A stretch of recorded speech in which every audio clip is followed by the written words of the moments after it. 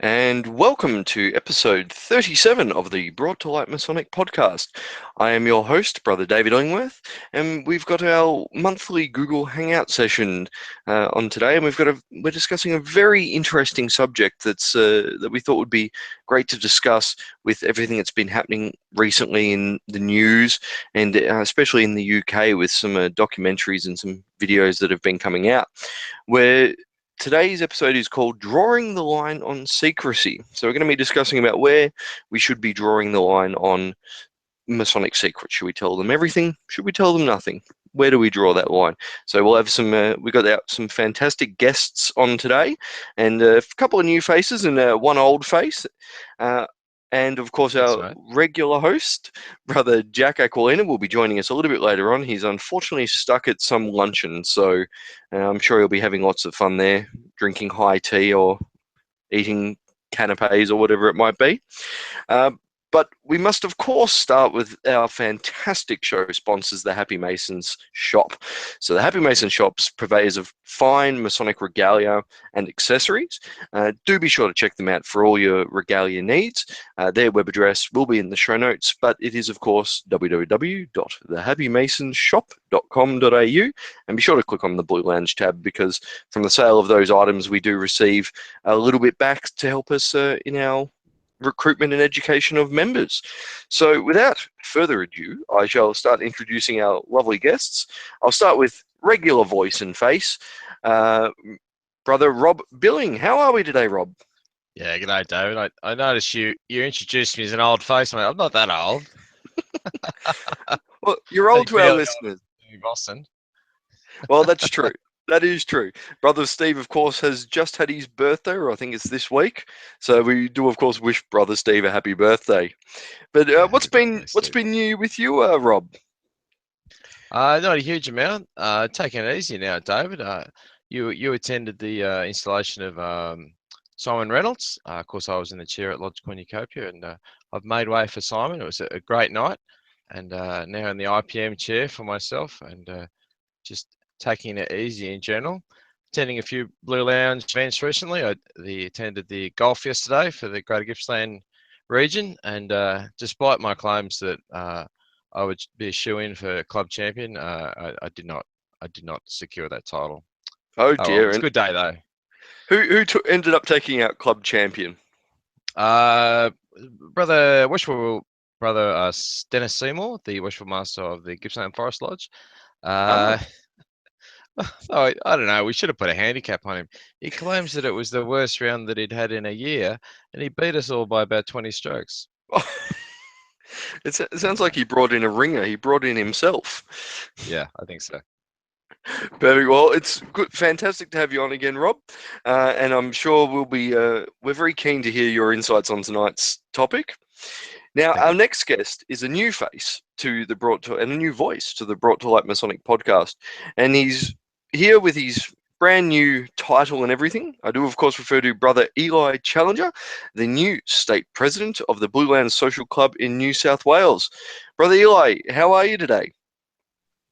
I'm great. Thanks for having me on the podcast. Oh, it's our pleasure to have you on here. So, as we like to do with all our guests and first-timers, we like to get a bit more information about sort of what you do, what your Masonic history is. So, run us through bit of your Masonic history. All right. Well, I've been pretty interested in Masonry since I was a little kid. My granddad was a Mason and an Egyptologist, and he was in the war, and he really got me interested in Masonry through a lot of the stuff he told me as a kid. It kind of missed everyone in the next generation down, and it was something that I think myself and a lot of my friends that I grew up with were interested in getting involved with. So I've kind of just finally taken the leap, and I got initiated in August of last year, and I've just done my fellowcraft degree, and excited, like very excited. Really stoked to be involved with the Blue Lounge and doing some fun stuff up here in New South Wales. So looking forward to the podcast. Thanks. Oh, well, that's fantastic. Well, the fellowcraft degree was a great degree, but I must admit you will absolutely enjoy the third degree ceremony.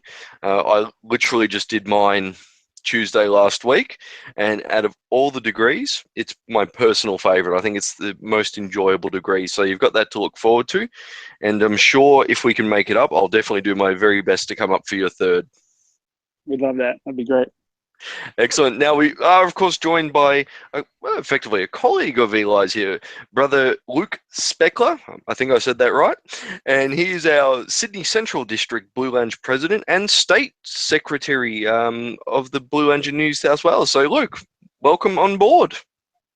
Thank you very much. I've been waiting for the right time to come on board to this podcast. I've been listening since episode 1, so very happy to be part of it today. Well, we're most happy to have you on, and my apologies for listening to all our episodes. Some of them weren't so good, some of them were great, but unfortunately Jack tends to talk a bit, as you'll soon discover from tonight.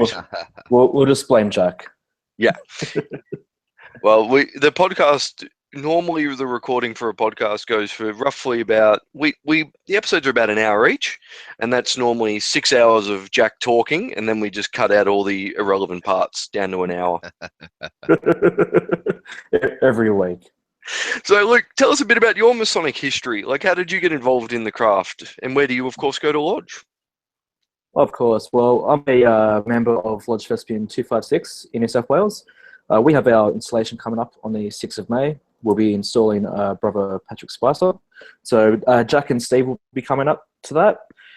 Jack and Steve came up to my raise in August last year. So I was the first time I ever got to meet them, and they left a lasting impression. So we're definitely brothers for life.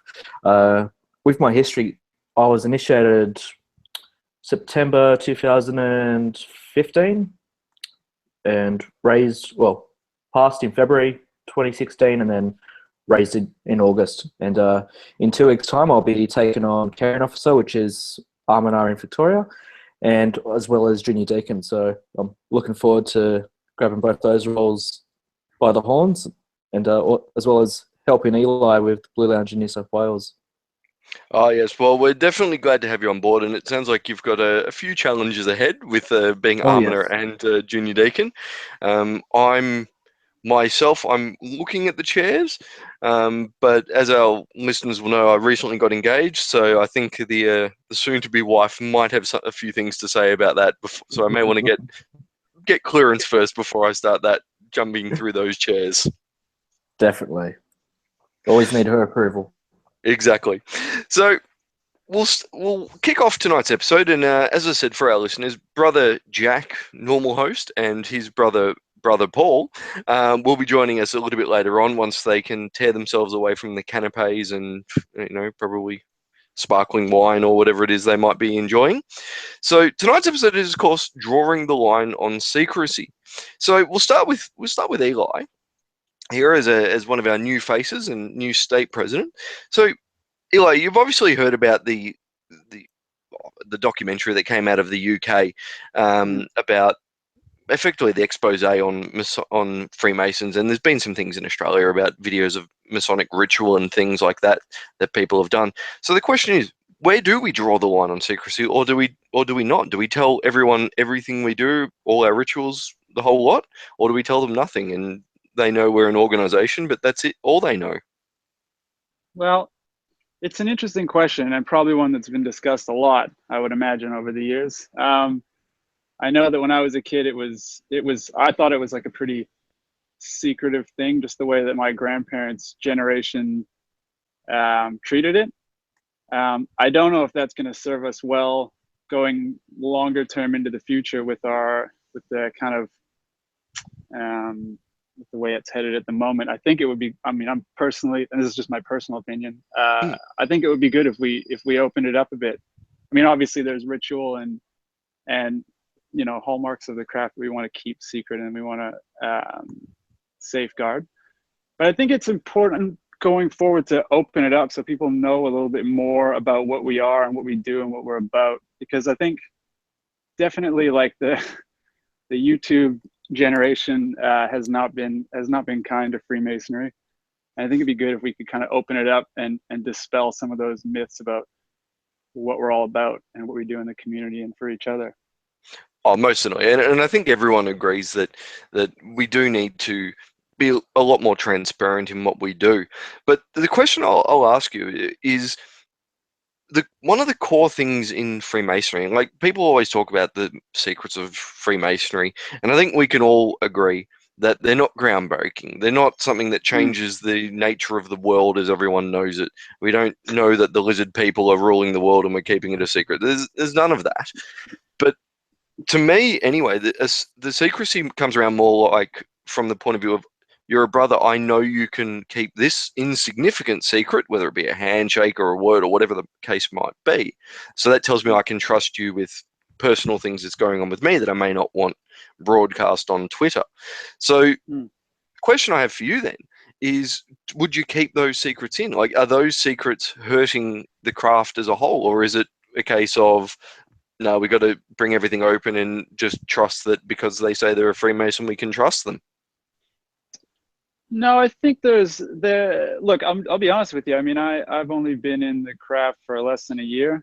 And I really was quite unsure about what I was allowed to talk about and not, I think regardless of what we decide to open up and what we decide to keep secret, I think it's important that we communicate to the new guys coming in that, this stuff you can talk about, and this stuff, this is the part of the secrets that you're meant to kind of keep, for exactly those reasons that you mentioned before. But yeah, I think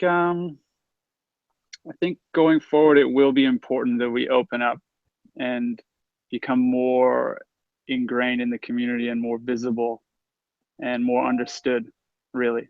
But I think definitely keeping those secrets are an important part of what we do. And as we all know, like the reasons for them and the reasons why we keep those secrets. So yeah, it's a challenging question. Yeah, certainly. It definitely is. So Luke, I'll jump to you and ask you the same questions. Like, I mean, what do you think with secrecy? Should we reveal everything? Should we reveal nothing? We shouldn't reveal everything. What was that 1980s video that's linked to the inside of the Freemasons? Was that the Brotherhood?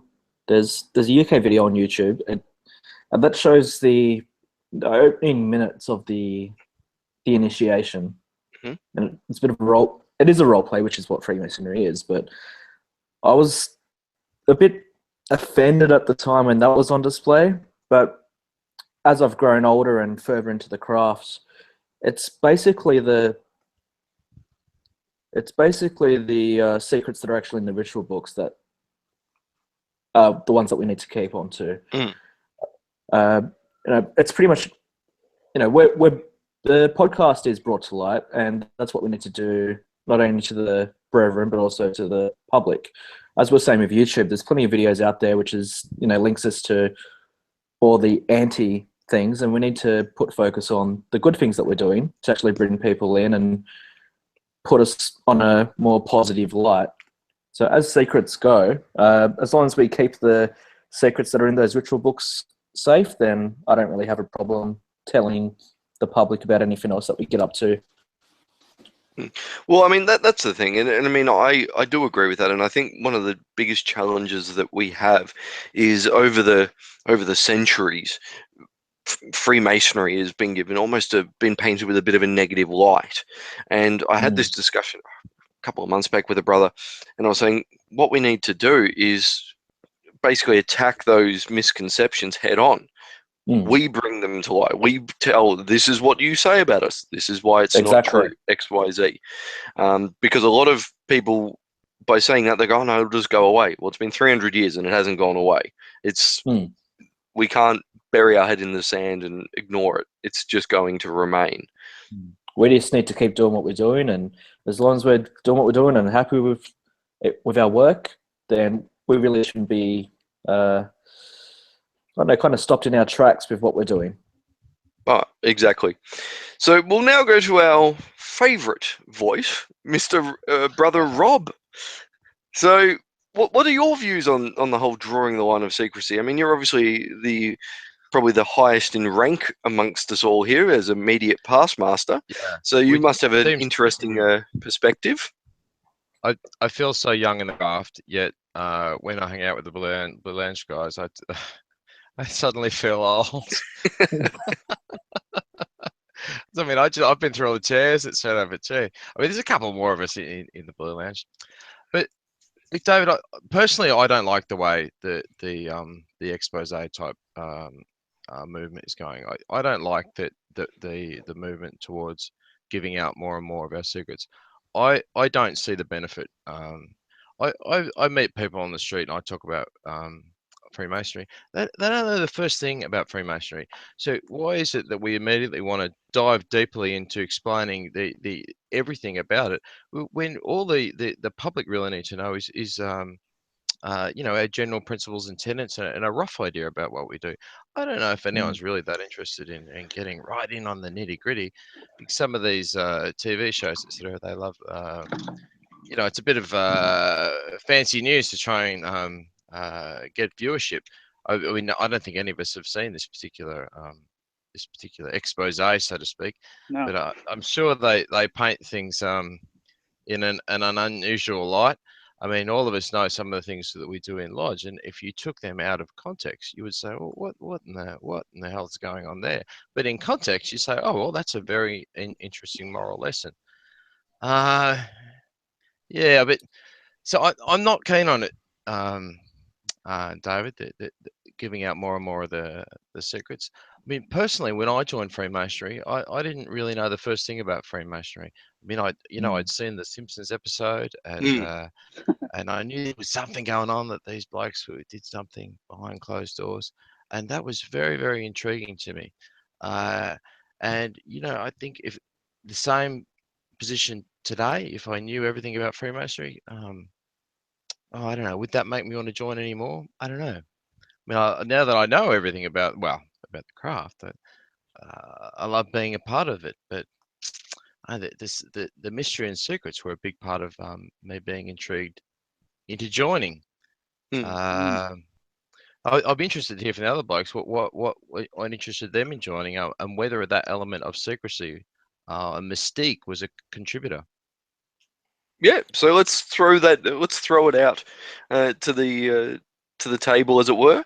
I mean, I'll quickly say my part. I mean, for me, it definitely was a drawing aspect, the secrecy, because much like yourself, Rob. I mean, and much like Eli, my grandfather was in the craft, but I really knew nothing about it outside of I knew we went to lodge, and that was about it. And I knew things from things you pick up in the world, the news, things like that. So I'm like, okay, so there's more to it than what it is. But I was almost very pleasantly surprised when I joined the craft. I'm like, okay, so it's not groundbreaking, it's not earth-shattering, it's just an semblance of good people who you can have a beer with, you have a laugh with, and everyone just gets along. There's no real animosity amongst the other brothers, as it were. So we'll ask Eli. So Eli, were the secrets a drawing aspect to you to join the craft? Oh yeah, 100%. I mean, I was just thinking back to before I got initiated, and how I really on purpose didn't. I mean, I read a lot. I try to read a lot, and I made sure I didn't accidentally read anything about what happens in any of the degree ceremonies, because I really wanted it to be a secret. I really wanted to experience it totally fresh, I guess. So for me, I tend to agree with Robert. Like, I don't know if we're going to be helping the experience of joining. If anyone might see those documentaries and say, "Oh, I'm interested now," it's like we might be actually damaging the allure of coming into it. Yeah, it's almost like giving away the plot, a spoiler on a movie. Yeah, yeah. Well, and what about you? What about you, Luke? Do you agree? Do you disagree? I mean, what's your view on it all? Like, was the secrecy a big drawing aspect for yourself? Oh, definitely. But as you boys have been saying, it's a catch-22. You either put some information out there and people go, okay, that's what they do, I don't really need to join, or I'm going to join to know more. So with me, it was pretty much the morals and the ethics and becoming a better man that drew me in as well. So I went to my first grand installation in 2011, and even though I wasn't initiated until 2015, I had a bit of experience of what I could be exposed to in the future. And I've got plenty of friends who have asked me questions about Freemasonry, and I haven't told them everything. I've just told them the basics. And I invite them to the South and so on. If they want to know more, then I can point them in the right direction. But as Eli said as well, you don't really want to be getting too far ahead of yourself. You want to go degree to degree and learn as much as possible when you actually get to that stage. Whereas places overseas, they kind of go through a Masonic drive-through and go through all the degrees in the one day. And you want to avoid that. You want to take your time with each degree and soak up as much information as much as possible. Oh, absolutely. And I mean, I couldn't agree more. I mean, I was a little bit annoyed at the time it takes here in Victoria. It takes us roughly 12 months from when you're initiated to becoming a Master Mason. Part of me thinks that could be shortened down a little bit, because you can generally go from second to third in almost month to month. It's more just the initial time you have to wait. So that annoys me a little bit, but I can see the grounds for it. But I think there was one thing that Rob said, which I think really hit sort of the hammer on the nail there, which was taking it out of context. And I think that's the thing. If you look at our rituals and our ceremonies, just as they are, just film them, give no wording, it's just a video of what we do, people would go, oh man, this is really degrading, this is really messy, this is really insane. But to us, it's not. It's something completely different, because we know the context behind it. We know what the meaning of it is. And that's like even something Jack alluded to on the last episode, where he goes, taken out of context and it looks really bad. But put it in context and you go, this makes a lot of sense. This makes it, we understand why everything is happening here. Yeah. So the question then becomes, I mean, along with like the secrecy and things like that, and I mean, by the sounds of it, we all generally agree that we should keep some things secret. So let's go a bit of devil's advocate. So we go, right, you people, everyone wants to know what's going on. Let's release everything. So we release the playbook, as it were. We tell everyone everything our ceremonies do, everything that happens, first degree, second degree, third degree, mark, chapter, the whole lot. Everything is out there for everyone to read. So if you're wanting to join, you can pick up a book and know exactly what you're going to be going through. The question then remains is, would you join? So we'll start with Rob. If you knew everything that was going to happen, would you want to join the craft? Now, if I knew everything that was going to happen based on looking at in a book, I mean, it's different. You look at it in a book and you be part of it in a lodge. It's a different experience. Wearing the regalia and having the symbols exposed in the lodge room, it means so much more than those words on the page. But if all I had was a book up front, I think that would dissuade me from joining. I'd say, oh, is that all it is? Okay, I won't bother. Because it's so much more than that. And so I guess I'm saying there, with giving some sort of expose like that, we'd have to be careful. That whilst we're telling people, what it is that we may or may not be doing.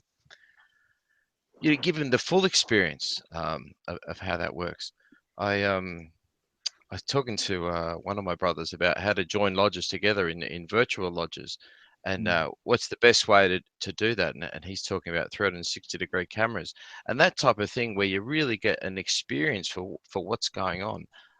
Is much better, in my opinion, than just saying, this is it, or little bits taken out of context. Oh, exactly. Well, listeners and viewers, we're finally joined by our normal host, I should say, brother Jack Aquilina, and his brother Paul Aquilina. They've managed to tear themselves away from the canapes and the bottles of sparkling wine. So, Jack, Paul, can you hear us? Can you see us? How are you going?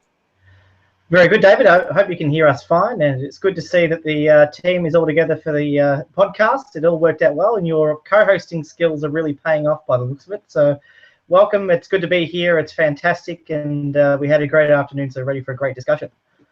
Oh, well, that's good. Well, I'll give you a bit of a recap quickly for our listeners on what we've talked about. So we have discussed just briefly about everyone's views on like drawing the line on secrecy. So I posed the question, where should we draw that line? Should we tell everyone everything? Should we tell everyone nothing? And effectively what the different meanings are. So I'll throw it to you, Jack, because I know you've got a view on that particular, and I'll also ask Paul the same question. I mean, is there a line that we should be drawing, or should we tell everyone everything? Absolutely, we should draw a line. I mean, I think that my view on this is quite strong. I mean, I think we made the mistake, obviously, of being a secret society in the sense that we didn't tell people that we existed. I think that's very different between being a secret society versus a society with secrets. And I look at it through the prism of if we're going to have an organisation that offers, unique and exclusive teachings, which is meant to be the benefit of Freemasonry, right? We need to be able to keep that in a secure realm. And the only way you're going to get people joining Freemasonry is if they have an idea of what the value of our teachings are, but don't get sort of everything given to them on a silver platter. You have to keep that mystique. We have to give that impression that our organisation is something exclusive. There's nothing elitist about that. There's nothing wrong with that. And I think that that's where I draw the line.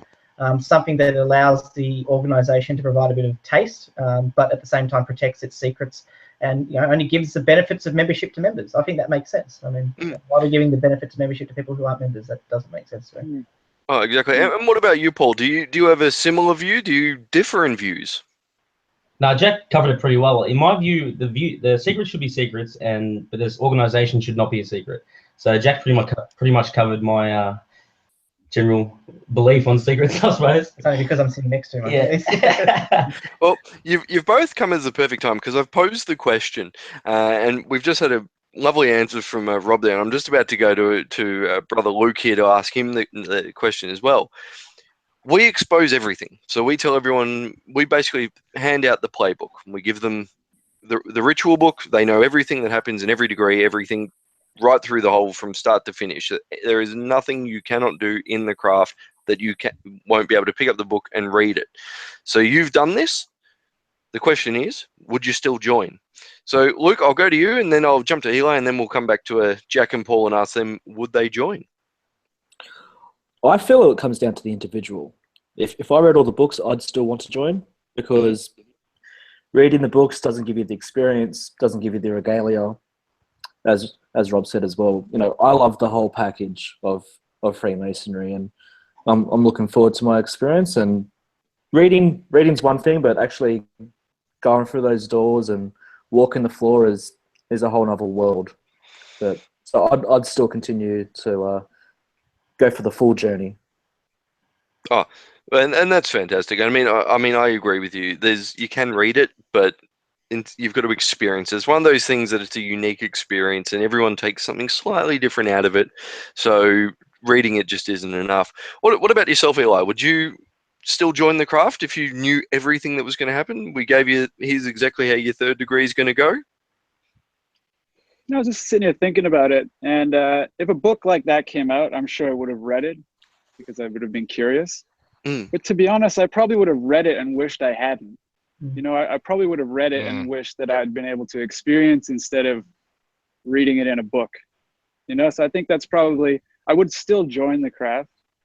I mean, knowing what I know about it and being in it now, I don't think there's anything that could stop me from wanting to be a Freemason. But yeah, I think if I'd read it all in a book, like if I, currently, if I had the third degree in front of me, I wouldn't read it. I want to experience the degrees as I go through them. And I don't think it does a service to the craft by exposing everything that we do in those degrees. And exactly. And I mean, that's the thing. And I think Rob said it before. It's a bit like going to see a movie where you've already learnt and read exactly what's going to happen in the movie. It's a case of, okay, you can still go see it, but you already know what's going to happen. So we'll jump to Paul, then we'll jump to Jack, because I'm sure Jack's going to be very animated about his views on it. So Paul, No, you knew everything that was going to happen. Would you still join? I probably wouldn't join if I already knew what was going to happen, but that's all the fun of actually joining, not knowing what's going to happen. And you can't read an experience. You can read about an experience, but you can't actually read the experience. Like Eli said, it would take away from actually experiencing it. You know, I mean, I don't think it'd do any justice to anyone that just reads it. You don't get to feel the entire story. You don't get to feel the ritual, to feel the atmosphere in the ceremony. You don't get to feel anything.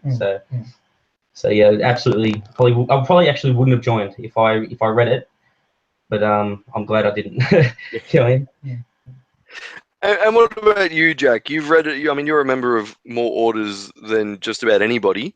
If you knew everything that was going to happen, would you want to join all those orders? Would you want to be a member of the craft just to say, I've experienced it? Well, the element of surprise is really important in my view. I think having, like Paul said and Eli said, having the opportunity to be exposed to the experience itself is so important. And even if you did read it all, you still wouldn't be, able to encapsulate what it is we do. And this is my concern, or I guess this is why the topic is set the way it is today, because I'm not just concerned about the fact that, some people might still join in regardless. The point is, what sort of message are we sending to the public? What is our perception issue here? Now, if we're exposing ritual or ceremonies or practices to the public who don't understand it or haven't experienced it themselves, they're going to get the wrong idea about who we are. They're going to make their own assumptions. They're going to give their own interpretations to our rituals and ceremonies, which could and usually does result in ridicule. And that's what really concerns me. When I joined Freemasonry, I knew nothing about it. I've never seen a lodge room before I did my first degree.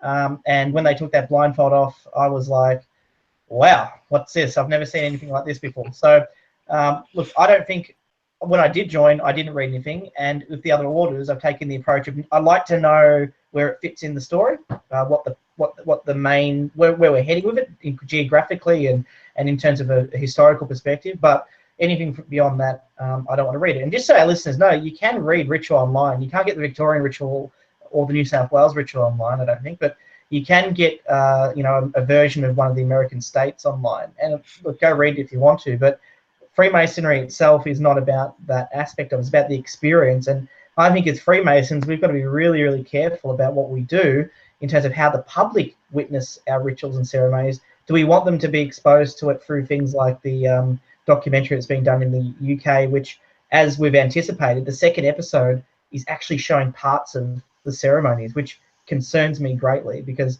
it's like, well, how are people going to have a positive spin on that? They're going to see a snippet of something that is actually quite a life-changing experience, and unless they walk in those shoes themselves, they're not going to actually get the picture or the image or the messaging we actually want to deliver. They're going to have a spin on it that's going to be ill-informed, and that really concerns me a lot. I think that's the sort of things that I'm a bit worried about. But to get to your original question, I would have joined regardless, I think, but it wouldn't have been as special.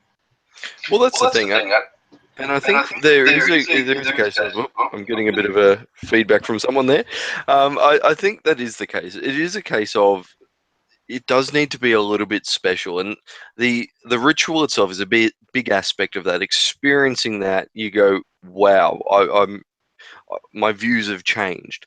And a lot of our ritual and a lot of our secrets and all of this sort of thing that everyone seems to want to know is all things. It's a very personal thing, and it's all a matter of, in context, it makes perfect sense why everything is happening. Take it out of context and it's something silly and you miss the meaning of it. And this thing, it's pretty much like the way I think of it is, you look at the standard Christian Bible or the Christian Bible, I suppose it is, with the story of like Jesus raising from the grave after 3 days and all of that sort of thing. If you just go, yeah, there was this dude, he was like dead and then he wasn't dead and then that was it, people will go, and that means what? Because that's one part. It doesn't tell you the story as to why that's where that comes from, why there's meaning behind that. It's just, this is what happened. And that's what my biggest fear would be as well, is if we give it all out, people are going to go, okay, well, what does that mean? But then not necessarily going to go, well, I want to join now to find out, because they'll go, oh, yeah, I know what's going to happen. And I think it would be bad in a lodge room if someone's doing a charge or something and the candidate's standing there correcting them. No, you did that wrong, mate. Here's the word you meant to say. It just wouldn't come across as enjoyable or as good, I would have thought. One thing I want to chuck in there is, look, we're all Freemasons on this podcast. Let's face it, we love the symbolism, we love all the stuff that we do in Freemasonry, but it only means something to us because we've been brought through the right channel. We've been taught what that symbolism is. We've been taught what those symbols are and how they interact with our life, and they're only important because of the channel we've come through.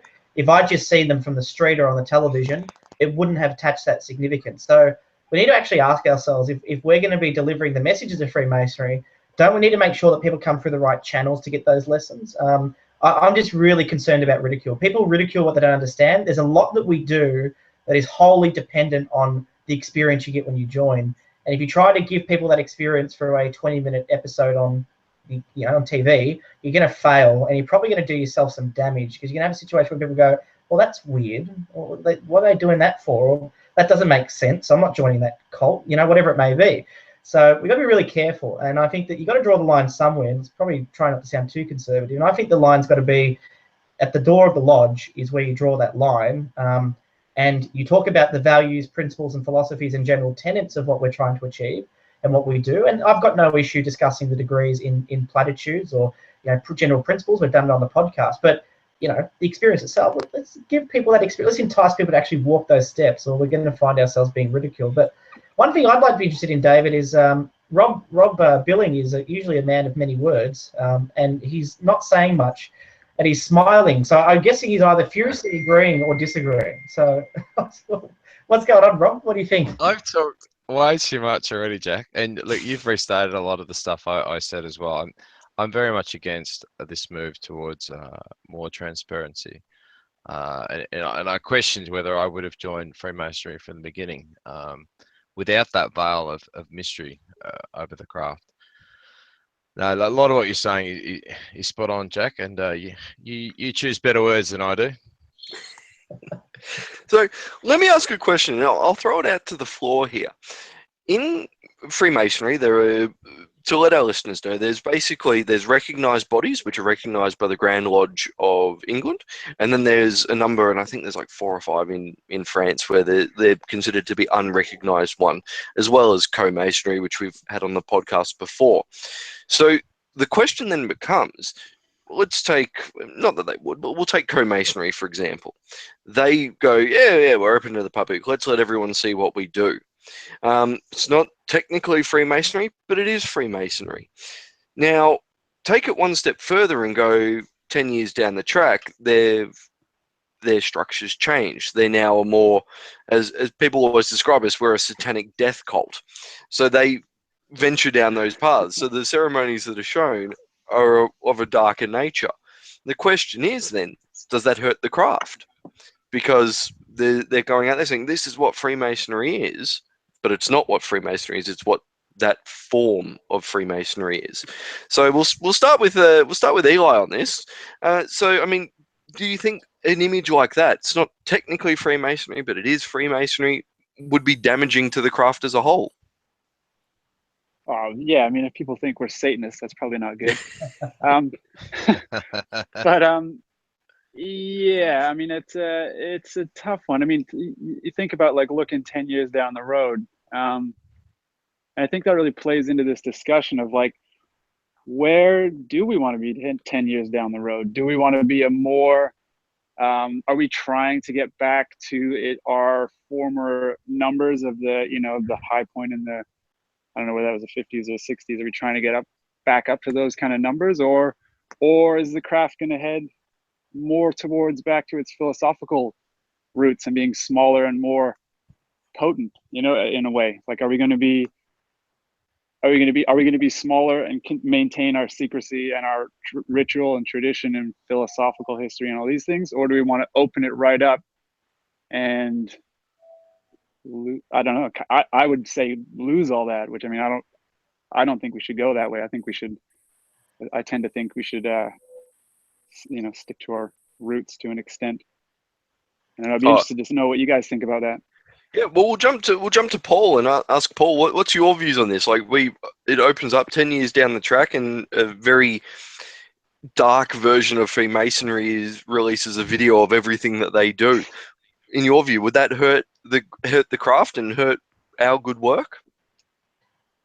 I'd like to say no. I'd like to think that even through the years, even with a bad reputation, because there's always been people. I remember there was a letter once that was an early letter. It was one of the proof that the organisation was around for as long as it's been, was actually scrutiny on Freemasons. It was actually tarnishing the Freemasons' name.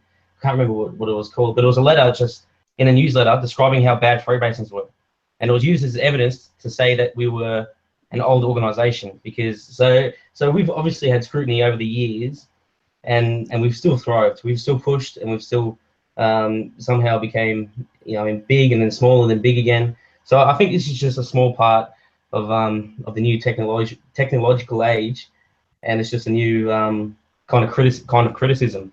But I don't think this will really affect the group entirely. Yeah. I mean, I think you're right. I think the existence of clandestine organisations, full stop, is bad for Freemasonry.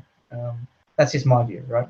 And the reason I say that is not any disrespect to our friends at, say, La Droite Humaine or any of those other organisations, but the issue is you have a situation where there's inconsistencies in the message we're presenting.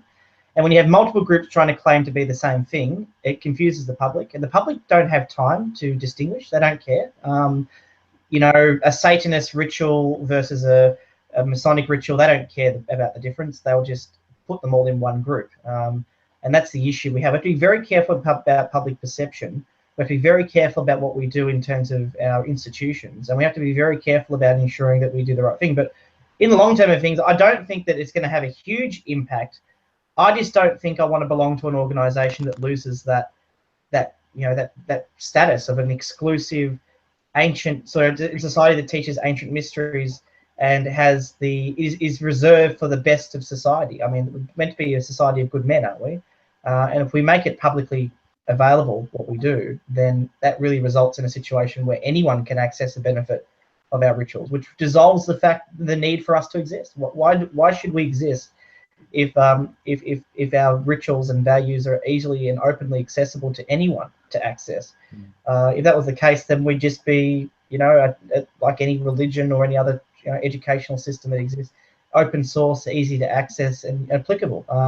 I want people to find it easy to join, but I don't want it to be a situation where just anyone can access Freemasonry in that respect. Oh, exactly. And I mean, I do agree with everything you're saying, but I mean, I suppose the view is it does become difficult when there are co-masons out there or other bodies that aren't recognised, and people do lump them all into one. And I mean, we know that there's a Freemasons expose basically in the UK, but the thought I had is, do we know that's a recognised lodge that's participating or an unrecognised lodge? I mean, I don't think we'd know till potentially we saw the ritual, and even then, if the ritual is exactly the same, still doesn't necessarily rule it out. But Luke, what are your views on it? I mean, do you think that a dark ritual coming out or would be harmful to the craft, or do you think people would, as sort of Paul was saying, it would just be a bump in the road and just another person saying, oh yeah, they're an evil group, and then we just weather through it and then come out fine on the other side? Well, something like that already exists, whereas people search a certain degree and they think that's when the Baphomet comes along and high fives everybody, and it doesn't really happen. Yeah. You don't want our ritual books to be another self-help book that you can find at Dymocks. Yeah. You need it separate. Well, we could have our own Freemason section at Dymocks, to roll it out. There's already a Freemasonry for Dummies and Secret Societies for Dummies, which is was that Steve? I can't remember his surname right now, but he's all over the place online. Yeah. So Chris Hogarth one, I think. Yeah, that's him. But like you said, he drew that line of introducing what Freemasonry is, not going out and saying to everyone, here's a secret. Can I just chuck this in here, David? I want to chuck this in because it's a little bit controversial. We all mean controversy. You never think. I love Jane Sydenham Clark, the CEO of Freemasons Victoria. I think she's doing amazing things for Freemasonry. And I want to sort of get our views on a comment she said on the 7:30 report recently. She said, there's no place for secrecy in today's world. Now, I presume, I give her the benefit of the doubt because she said it to me privately as well. She's talking about the fact that she's talking about secrecy in the terms of there's no room for Freemasonry to pretend it doesn't exist. But I want to chuck out the broader question there. Do you think there is a room for secrecy in today's society? I mean, that's a good question. I have a view on it, but it'd be interesting to hear your view. Maybe, David, do you want to start off? Give us your view. Do you think there's a role for secrecy in today's society? Oh, I would say absolutely there's a role for secrecy. I mean, anyone who says that there aren't secrets in the world is kidding themselves about it. I mean, you just need to look at America. They've got America, the nation of secrets. You've got the CIA doing God knows what, God knows where in various different places around the world. You've got the American military doing God knows what, God knows where around the world. Then you've got the great conspiracy nuts hangout, which is, of course, Area 51. Now, if you believe the rumors and conspiracies, there's aliens there and there's been there all the way and we all know the truth, or you believe what the press release says, which is it's a secret military testing site. But the term secret is loosely done because, unfortunately, the Americans seem to publish everything secret online anyway. So they may need to pick up a dictionary at some point.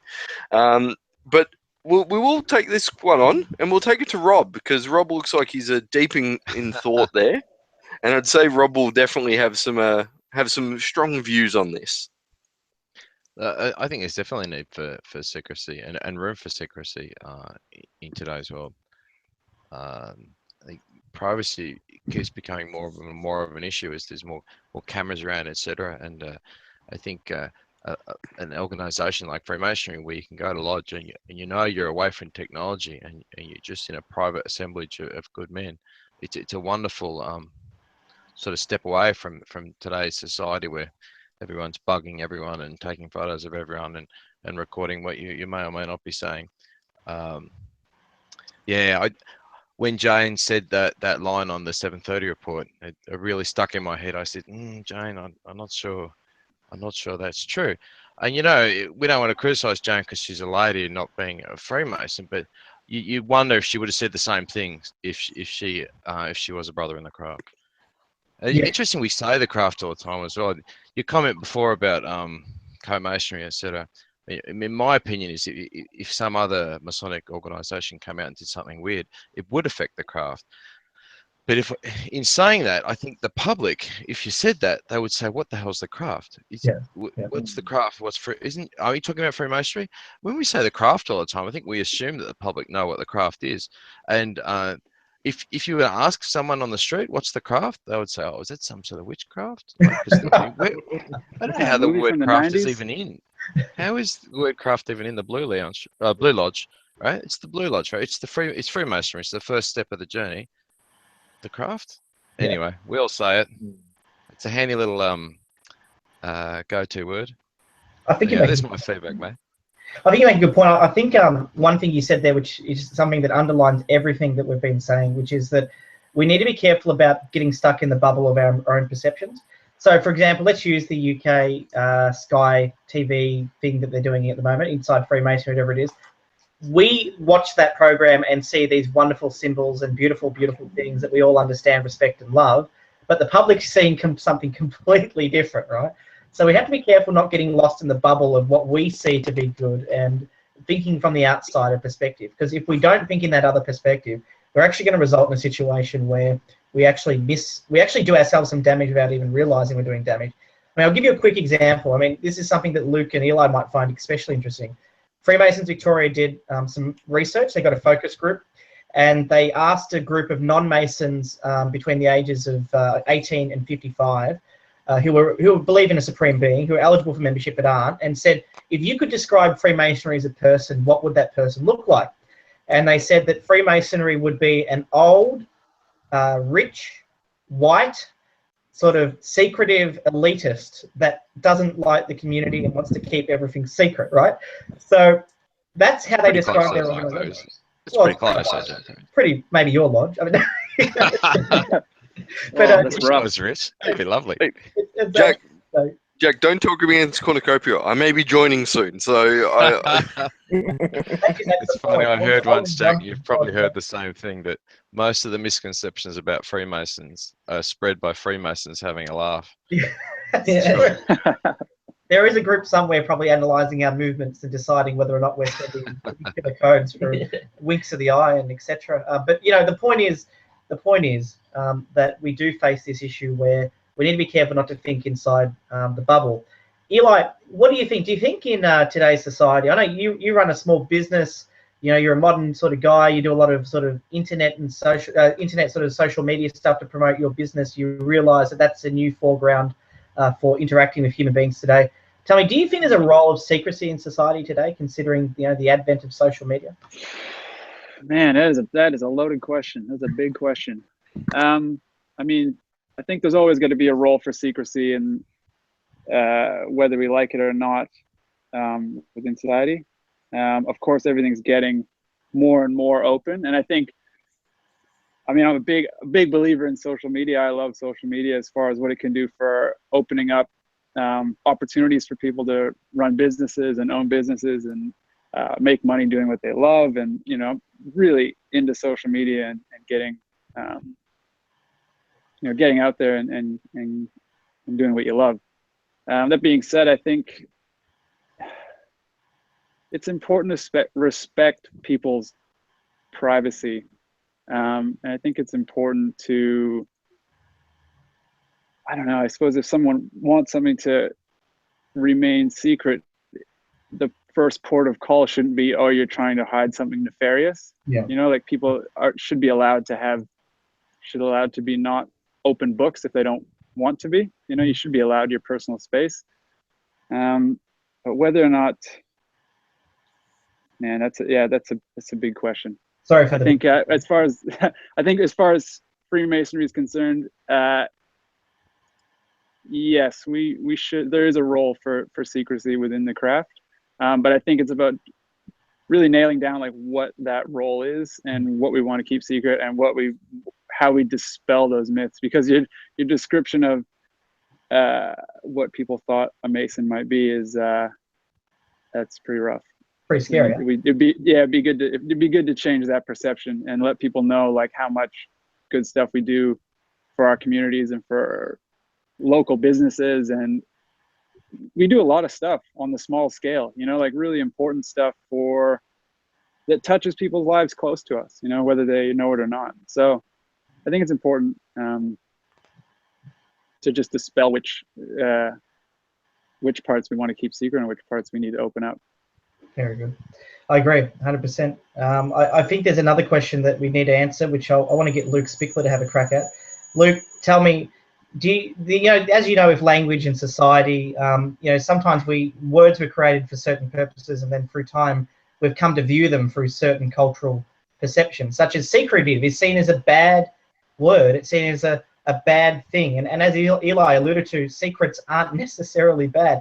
I mean, in a society where privacy is becoming an issue, and where we do have private thoughts and ideas. I'm sure a lot of you have read the book 1984 by Orwell. I mean, you got this situation where privacy is probably more important now than it's ever been. Are secrets inherently bad? What's wrong with secrets? Why do people say, oh well, secrets are a bad thing? Why do people presume the worst, do you think? With you saying that, I feel that we need more secrets. We need to focus more on the privacy, because these days everybody's exposed to everything. Everything's easy to get. As the brethren have mentioned this evening about some rituals are available online. It depends on what people are searching for. If you go on Google and go, okay, Masonic ritual, they will come across an American ritual or a European ritual, which will be completely different to the Australian ritual. So they'll get this perception of what we're doing, and it's different depending where you are in the world. But as we said earlier in this podcast, there should be it's yes and no's. Some things should be talked about more, whereas I do enjoy the secrets. It's what esotericism is. It's what's hidden. You need to go searching for the more information out there. If you're driven by knowledge, you want to know more. So,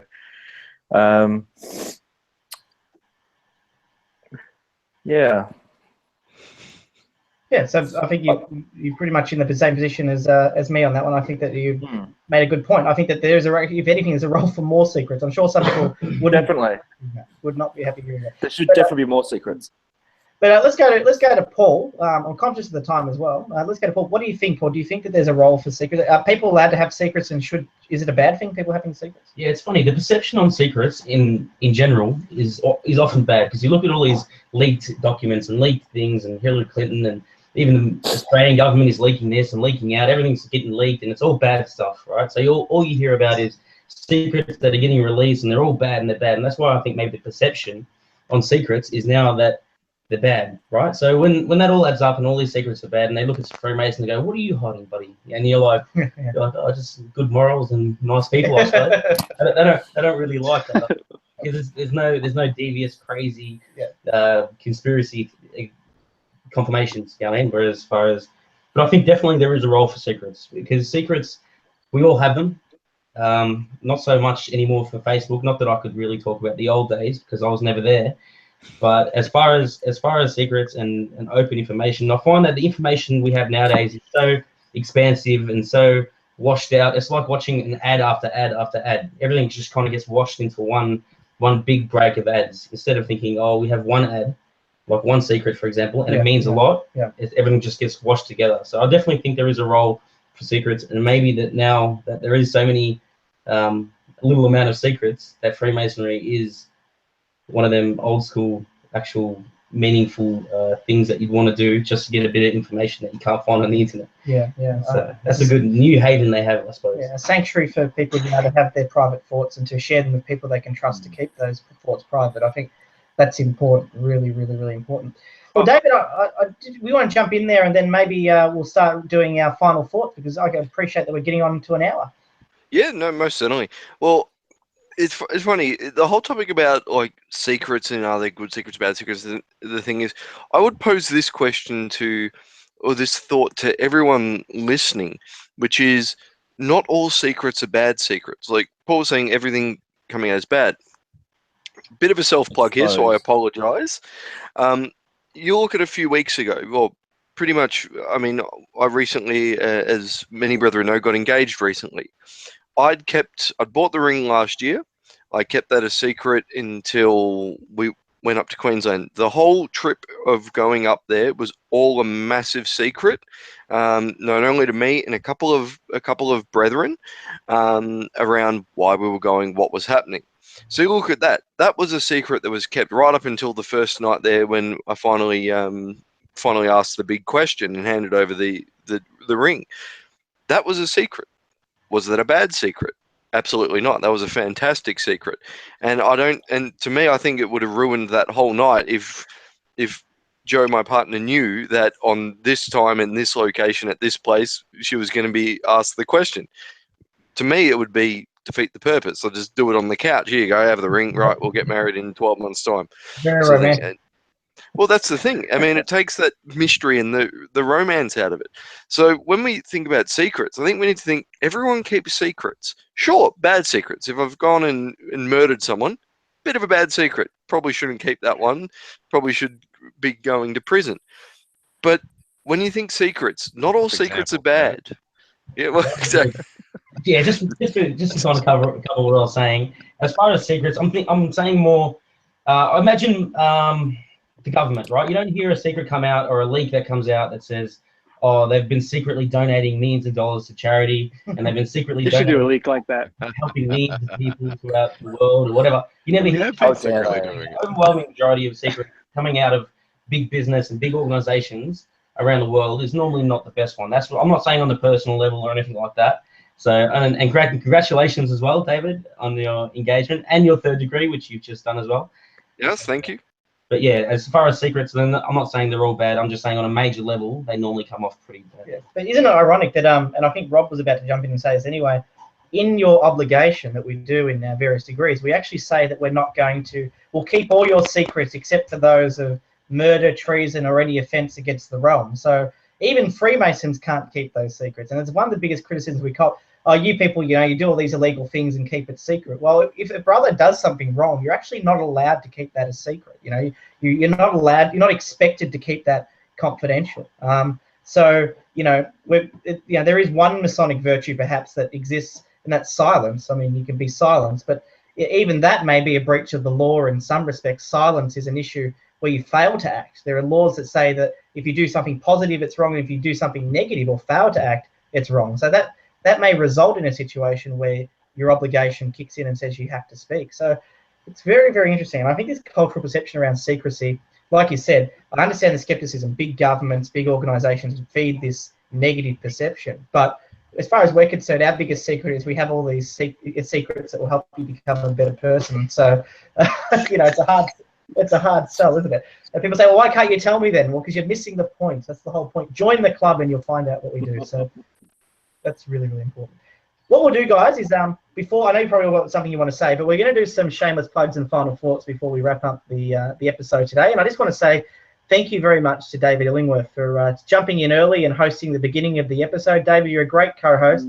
I was caught up in the Yarra Valley on a work thing, and it was beautiful to have the canapes and the pulled pork and the wine. It was a hard afternoon. I tell you, I've had some tough ones. That was really good. I just want to say thank you for hosting the opening of the episode, and congratulations / commiserations on your marriage, your engagement. I wish you all the very best in that journey. Rob Billing is here to support you. He understands what you're going through. Yeah. And he's got a big smile on his face still, so it must be good on the other end. So I mean that most facetiously, please, to our listeners. Don't think I hate marriage. That's not the case. Let's get some final thoughts and shameless plugs. Let's go straight to Rob Billing, since he's my wingman in these respects. Tell me, Rob, the installation of Simon was a huge success. It's all over now. What have you got to plug? What are you going to do? The bandwagon's gone. This is true, Jack. What have I got left? I must have something. Come and join Cornucopia, Jack. Oh, that's the next one. Take all our members off your Our next Blue Lounge event here in Greater Gippsland, we're doing a Blue Lounge visit to the Powlett Lodge down in Wonthaggi in country Victoria. And yours truly is well, I volunteered anyway against possibly good advice to be the candidate in an American third degree. And if any of our listeners know what that is, well, they know more than I. But I'm entitled. I'm in for a treat. Yeah. So come along. When is that? Oh, I don't know. So he becomes a media past master and the bandwagon completely disintegrates. If you Google it, I'm sure it's there. Google. Go to Google American. So things might pop up. May the 5th, I think. Thursday, May the 5th. That'd be my guess. There you go. Well, thank you very much for that there, Rob, and thank you for coming back on the show. It's always good to have your pearls of wisdom, even though you're a feather duster now. It's really, that's all right. Good to have you. Let's jump across to Eli. Eli, I know that David probably showered you with thanks and remarks and beautiful things about the work you're doing in New South Wales with the Blue Lounge Social Club. It's great to have an equal. I had no one to be on the level with for a long time. You're a fellow state president now, so welcome to the Brought to Light Masonic Podcast on my behalf, and thank you for listening to all our episodes. You've been a prolific listener. Give us some final short thoughts and shameless plugs about what you're doing over the next couple of weeks, and anything you want to talk about Eli's adventures through Freemasonry. Oh man, thank you so much, Jack, for giving us the go-ahead up here in New South Wales. I think we're gonna do some good things up here. We're gonna try and get to a lot of firsts. We've been already doing some work around getting young guys in and building those relationships, which I think is probably the most important thing for the retention of the younger brethren, or the newer. I suppose they don't necessarily have to be young. Also, I just realized I forgot to plug my own lodge. I'm from Antiquity 1, the oldest lodge in the Asia Pacific region. We're coming up on our 200th year here, so that's pretty exciting. We're putting a new young guy in the chair. And yeah, David, congratulations, man, on your impending wedding. I gotta say, it's being a young married man. It's probably the best thing in my life. Being married and young is awesome. It's great, man. It's fantastic. That and the craft, you're good to go. You're good to go, man. Well, thank you very much. Thank you very much. And, I look forward to coming back on here again, and we'll see you again soon. Yeah, we'll have you back on, no doubt about that. And thank you very much for all the work you're doing for the Blue Lounge and also just for Freemasonry generally. It's great. A young entrepreneur He runs a fantastic small business, by the way. And if you check out the show notes, you'll be able to see a link to Eli's business. He hasn't asked me to do this because he's too humble, but I think he's a great man and he needs to be plugged as much as he possibly can. And plus, who doesn't like American meat? I eat too much of it, as you can see. So it's good to get on board with the show. Let's get across to Luke. Luke, you've got a lot of events coming up, and obviously you've got the. Oh yes, most definitely. So our first event coming up is actually this Tuesday, which is Anzac Day, obviously. The Grand Master of New South Wales and ACT, Jamie Melville, will be laying a Masonic wreath at the Cenotaph Martin Place at 7 a.m. on Tuesday morning. So I'll be there to witness that. And I and many other brethren will be going back to the New South Wales Masonic Club and having a breakfast, and I'll be catching up with Eli, and we'll be discussing more of what we're going to be doing with Blue Lounge New South Wales. And next Saturday, I'll be doing my last rehearsal for Lodge Thespian's installation. We had one yesterday, and the only negative feedback to our incoming Western Master was that he was going too fast with it for the old boys. It's going to be a very smooth year, and we've for Lodge Thespian 256, we've got about seven candidates coming in over the next 6 months. So we're going to be a very busy, very healthy lodge. And comes May 6th, I'll be invested as junior deacon and caring officer. And Patrick's pretty much been my biggest influence in my Masonic life. So I'm looking forward to him actually taking the chair, and it's going to be a real big party. And I'll actually be getting to see you again, Jack. So I haven't seen you for quite a few months, so I'm looking forward to catching up with you as well. It's going to be good. It's going to be good fun. I'm looking forward to getting back up to Lodge Thespian, and congratulations on your investiture as junior deacon. It's a big job, but you'll enjoy it. Definitely. You are doing some great things. Looking forward to it. So much for coming on the podcast. It's only going to get better. Fantastic. David Illingworth, our favourite, well, I can't say that anymore, our favourite fellow craft, I used to say. Yep. David, tell me, what are you doing, and why should we care, more importantly? Well, why should anyone care what I'm doing? Probably not at all. I mean, my life over the next 2 weeks, I've currently got 2 weeks off work, which sounds fantastic, except for the fact I'm moving in with my lovely partner this week, so I'm going to need a holiday from my holiday, because I've got a week of packing to pack all my crap up and then throw half of it out and move the other half in. Then I'm dealing with tradesmen to get fences done and landscaping done and all the other fun things that need to get done. So I don't look forward to any of it, but I mean, it should be good once it's all finally done and dusted. Masonically, well, after my third degree, pretty much nothing else is happening Masonically in recent years. We've got a Blue Lounge event coming up at some stage once we can organise it. We've been all a little bit busy with Steve's 40th and a few other things that's going on, but I believe we're hoping to have a talk from some brethren up in the UK. So as far as I know, that's still on track.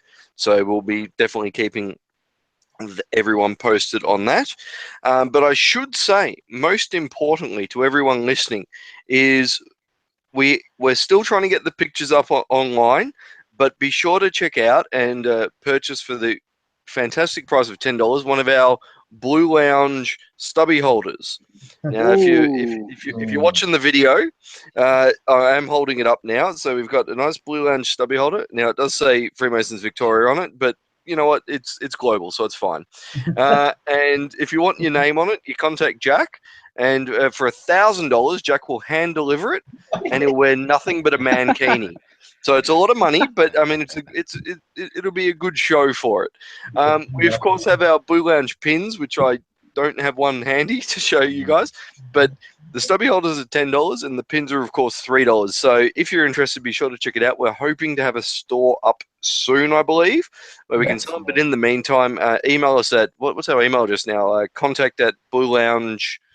Social.com.au. So send it through, or just .com, sorry, and we'll be able to arrange to send one out to you.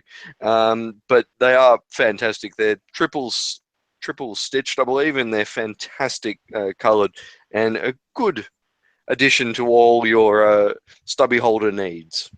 Thank you very much. You're actually getting better at that, David. Be very careful. You might have to go into sales. Be very, very careful. Let's get across. Well, wait till my commission check. Wait till I send you my commission check report. I can guarantee that's not Now, it. Jack, there's one thing I forgot to point Yeah, go out, ahead. which is the Instagram account. Yeah. Oh, So, Blue Lounge, New South Wales. We currently have 1,169 followers across the world. Yeah. So anybody who isn't following, get on board. well, add one more to that. I'm following it now. Beautiful. There you go. And if you want to, On Instagram, man. and if you want to come hang out with us, just throw a DM in, and we'll try and hook up with you if you're in the Sydney area. Definitely. Absolutely right. And if I'm up in Sydney, I'll buy you a beer. That's a guarantee. Many beers. That's exactly right. And so check out the Blue Lounge Social Club New South Wales Instagram. You can also check out the Facebook, facebook.com/Blue Lounge NSW, all one word, Blue Lounge NSW. You can follow them on Facebook and also follow them on Instagram to get access to their information and events. And you can also do the same for our Queensland branch, which is QLD at the end, and on the province of Ontario in Canada, ONT at the end, and support the Blue Lounge extended family across the world. Now, Paul, you can become my new favourite fellow craft since David's decided to move on from that role. David, I'm sorry, but Paul's now the new favourite. Tell me, mate, what's happening with you Masonically? I know you've got a lot of work now. You're the new Brunswick rep of the Blue Lounge Social Club. So tell me what that's been doing for you. I've been hassling David for opportunities to go out and visit lodges. So we are visiting everything at the moment. And then my third degree is coming up in August on the 19th, I think it is, unless they push it forward a month or so. As far as the Blue Lounge, David's pretty much covered we've just had the pool event and we've just had a few other small things happen. But yeah, really nothing special happening in my life as far as not Masonically. Yeah. Well, if you're in the Northern District and you want to see a good-looking mate, just check out Paul. He'll be there. He's visiting nearly every first degree he possibly can, and he's doing a great job. And I'd like to say thank you, Paul, for doing that on behalf of the Blue Lounge. Oh, definitely. And Jack, I should throw in, I do want to thank Paul for all his visiting. He should be careful because there are 4 or 5 first degrees coming up next month, and I've now earmarked Paul to visit all of them. So that'll be good. One of them will be very hard for him to get to, and that's at Brunswick, namely Brunswick United. So he might be a bit challenging for him to get there, but I think it'll be all the others. The only other thing I did forget to mention, and I apologise, brethren, for butting in here, but Jack said something which didn't quite sit right with me. He said he now has an equal state president. Unfortunately, Jack, you're not state president anymore. You're now global president, but you still don't have an equal until we meet an alien race, and then you get them on the Blue Lounge. So, I mean, nice try sneaking that one through, but we know the truth. Well, you know, I try to be humble. Thank you, David. Look, I think we've done a fantastic job in this episode. Thank you very much to our listeners for your continual support and listening. Before we go, I'm going to do another plug 2 weeks in a row to Worshipful Brother Craig Head, who has just been announced as the newly elected Vice President of the Board of General Purposes here in Victoria. It's a new position, and it's great to see the youngest member of the board filling that position. And it really demonstrates the fact that Freemasons Victoria is dedicated towards ensuring that its young members have a strong voice. So congratulations to Worshipful Brother Craig, who's a great listener of this podcast. We did a shout out last week, so he probably ran a red light again. So if you're listening to this, just brake your car. That's it. No, wrong message. Just brake. Don't break the car. Because last time he listened to our shout out to you, he was a bit shocked. So well done, Craig, and congratulations on your elevation to that role. And this has been episode 37. Is that 37? I think we're 37 now. We'll get corrected later. Of the Brought to Light Masonic Podcast. It's been a discussion about where we draw the line on secrecy. We've had a great episode. I'd like to thank each and every one of you for attending and for listening. I'm your host, Brother Jack Aquilina, and we'll speak to you next week. And I'm your host, or your co-host, Brother David Illingworth, and I'd like to thank you all for listening. And as I did last week, Craig, get in contact with us. We want to have you on the podcast. I think it's a must that we get you on here. So until next time, be safe and remember to stay on the level.